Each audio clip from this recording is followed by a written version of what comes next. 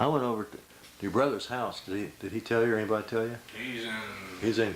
Yeah. Well, that's before he left, Oh, okay. obviously. No, I We haven't seen him since I left. Really?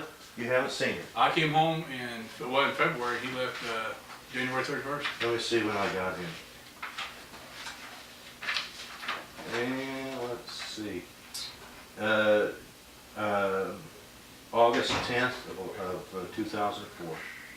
Oh, Yeah. he didn't tell me. I talked to him before, since then, but I haven't seen him since I left in '03. Oh, gee. Well, let me see here. Everything's the same here. Well, rather than look for this, here we go. Elden.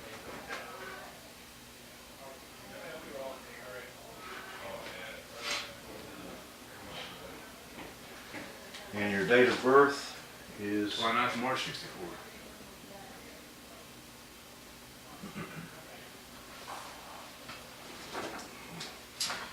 that last one puts you on tape 42. This one will put you on tape 47.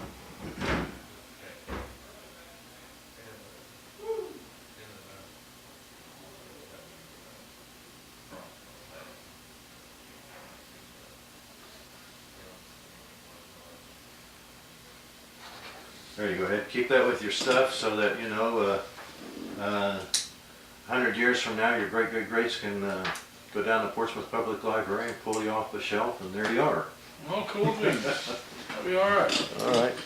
If that little light goes out, that means we've run out of film. I think I'm getting kind of close. Okay. So, just for the record, tell me your name. Elden Rawlins. Okay, and you're in the 216th Engineer Battalion. Correct. Right. And Company B.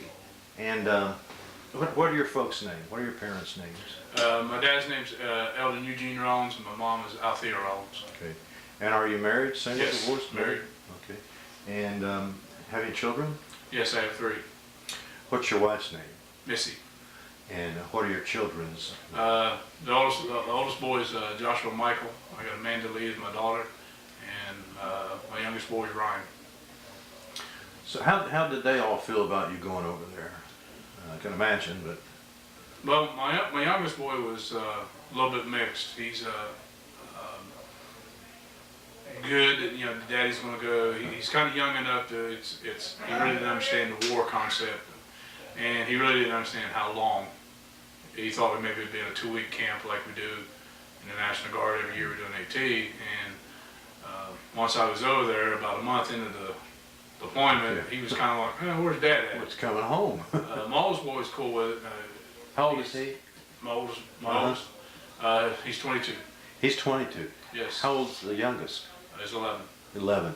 And then My daughter will be 19 in September. Okay.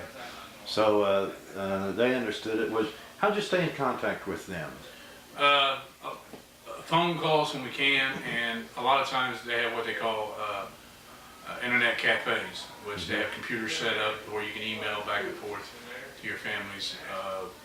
And then at times, whenever you get time and get a phone for free, or you're not on a mission, then you'll be able to call home, which is like a 12-hour time lapse. So if I was calling in the evening over there, I was waking somebody up at 2 or 3 o'clock in the morning. So, but they was good with it. I mean, they knew if the phone rang out early, it was probably me. Mm-hmm. So they was real cool with it. Okay.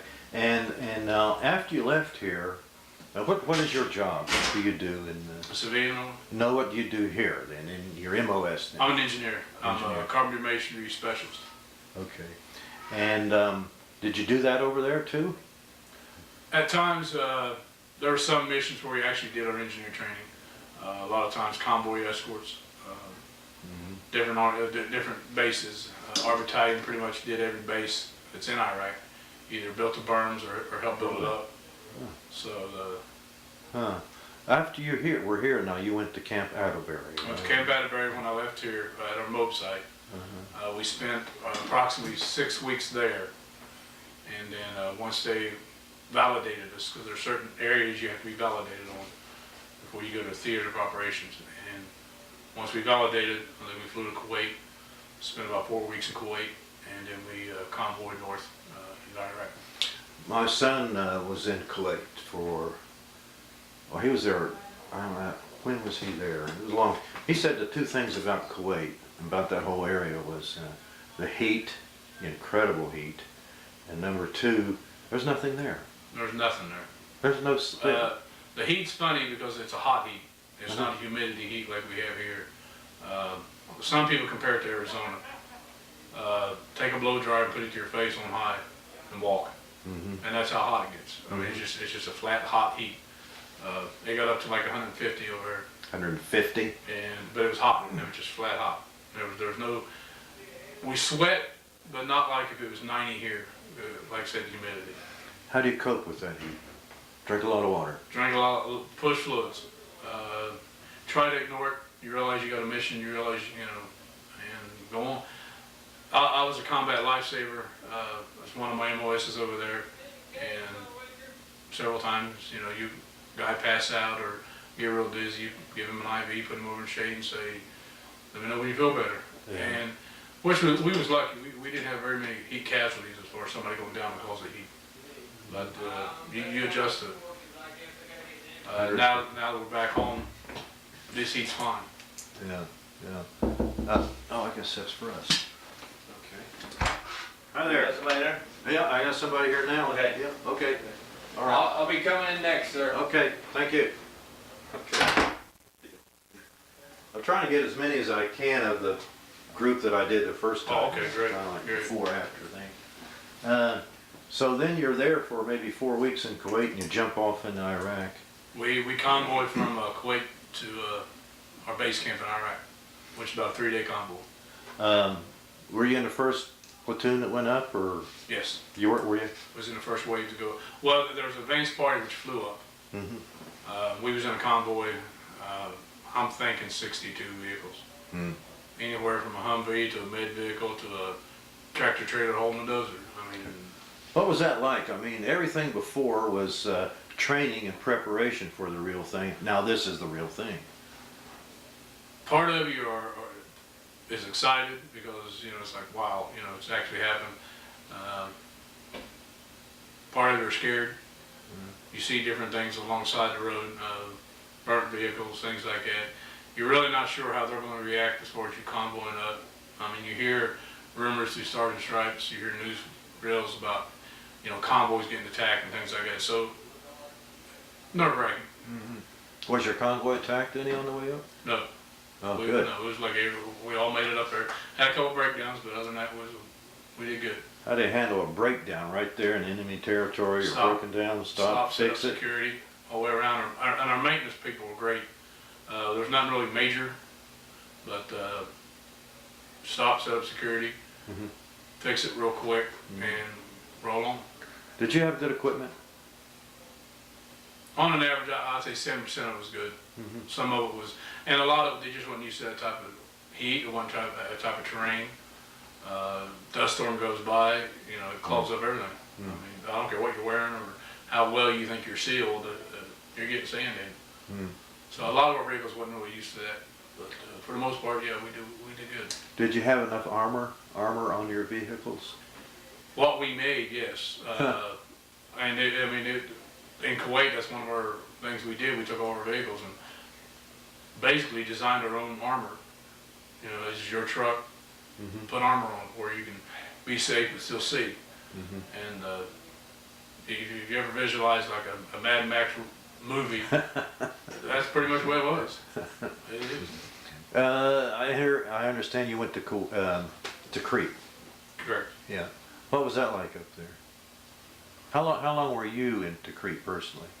The 12 months I was over there, I probably spent 9 of it in the Crete. Okay. A lot of the missions we did was OP duty, port security, and you may pull that for a month and a half, 6 months, depending on where they needed you. We did some engineer, building up berms, redoing different command posts on the Crete. Mhm. Our platoon did. Now, our heavy jump was everywhere. They was all over. They spent very little time in the Crete. Mhm. But for the most part, I'd say 75% of my time I was in the Crete. Did you have a chance to interact with the people there any? Not a whole lot. The first ID basically controlled that. They had their personnel people that if the nationals came in. They did have nationals that actually worked on our post. But the one of our missions was front gate security, where as far as the workers coming in, we guarded them or searched them to make sure everything was fine, searched the vehicles, things like that.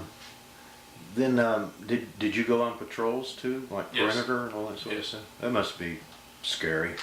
It is, especially at night. At night, yeah. You know, it's out there, but of course our equipment was good. We had good air support.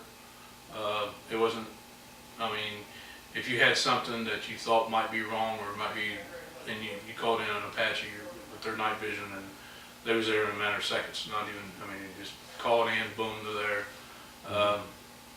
But something we're not used to. And yeah, it was, you know, it was scary. You adjust to it. Right. This might be the wrong question. Are you glad you went? Yes. Are you really? I'm glad I went for the fact that I feel that the only way we're going to stop them from coming here is to get them there.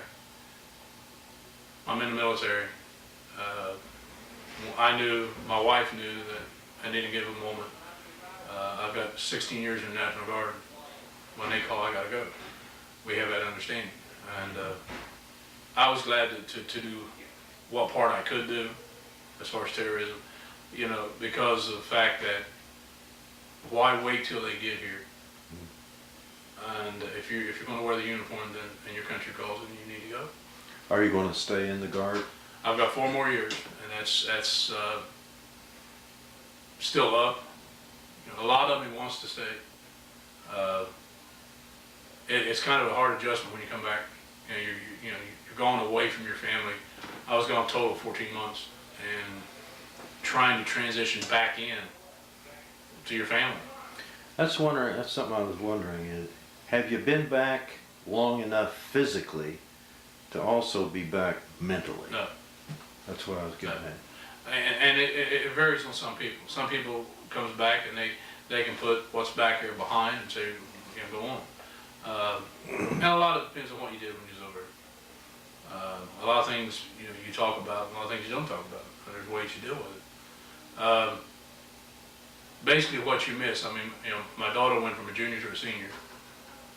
You know, you missed all of her senior year. My little boy, the one that's got the prosthetic legs, he went to another set of legs and grew. And there's a lot of things that you just can't walk into. You just kind of got to feel your way back into it. My wife, you know, she was the mother, the father, the disciplinary, the everything. Before I left, I did it. Everybody depended on me, and it's an adjustment. That job, I know just for the camera that you work out at Lucasville at the prison. What's that job seem like now compared with what you've gone through? Before you took it serious, a lot of small stuff. We had a saying over here, don't sweat the small stuff. And now when you come back, the things that were important are not. Trying to get promoted to move up, no longer important to me. I'm a sergeant out there, and I basically voice my opinion to them when I come back. I don't want to move. I don't want a promotion. I don't want to go lieutenant. I don't want. And when I'm asked why, I said, well, because the most important thing now is family. Being gone, being in the situation we was in, it made you realize what is important. It's not prestige. I got a very loving wife and a good family, and that's what's important. It changed, didn't it? It changed a lot. Even my wife would tell me something different. She can't put her finger on it, which I can't put my finger on. But she's real supportive. She knows when, you know, I still don't watch the news. Used to, I was glued to it. There's things that she's picked up on that, you know, knows it bothers me. She'll weed her way around it or try not to do it. And we've talked, not about everything. But a lot of times, you know, we'll sit and talk, and maybe I'll come up with a name or be thinking of somebody over there, or which is like my brother being over there. You know, I know where he's at. You know. Do you know really where he's at? Right. He'll call his wife, and she'll tell me, "Oh, you know, Tony said he's here, and he's here." And I said, "Oh, I know where it's at. You know, we built part of that base, and he's pretty good." Which it's good on her part because I can honestly tell her, you know, he's fine. I know where he's at. It's a pretty good secured area, so I know what route he's in, I know where he's, so, How long's he been there now? I believe he actually went over in April. He should be back in September 7th, I believe. Okay, well, we're getting closer. We're getting closer. He did like 5.5 months, 6 months, so. Okay. Do you have a pastor and that sort of thing? Do I have a pastor? You talk Yes. to? He's came by several times, Yeah. and I've expressed that, hey, this is something new. I know there's something that, and there's something I need to fix, but I got to find out how it's broke. Like I said, I spend a lot of time with family. Nighttime's my time, whether it's sitting on the computer or just sitting watching TV or sitting out on my porch. It's my time to relax, to try to unwind, to get the realization that, okay, you're back in the States, everything's fine. There's no mortar rounds, there's no, helicopters flying does not mean that there's something in the air. So. It's better here than there, isn't it? Yes. I think we take a lot for granted. I'm sure we do. But there again, you realize that once you experience it. And I don't take a whole lot of things serious anymore. If I can fix it, I fix it. If I can't, just let it fix itself. and a lot of times that's what happens. Hey, you got anything else you want to say or anything? Just the fact that in my community of Webster, Yeah. I've gotten a lot of support since I've been back. We got a lot of support when it was over. And that's something that we realized that when we was over there, one big fear was once we go over there, everybody does their life back here and forgets about us. And fortunately, that never happened. That didn't happen, did it? My parents were great. They like every week I got a box of something, and it went to the guys. Mom made peanut butter fudge and went to the guys, and Dad made cookies and went to the guys. And if they needed anything, Was the mail pretty good? once it got started, Okay. there was a couple of times when the routes were too dangerous to go back and forth from Kuwait to our base. And then the government decided, well, we'll fly it in from one point to the other and didn't go that way. But on an average, it took about 7 to 14 days to get to box or a package. Sometimes the envelope was quicker.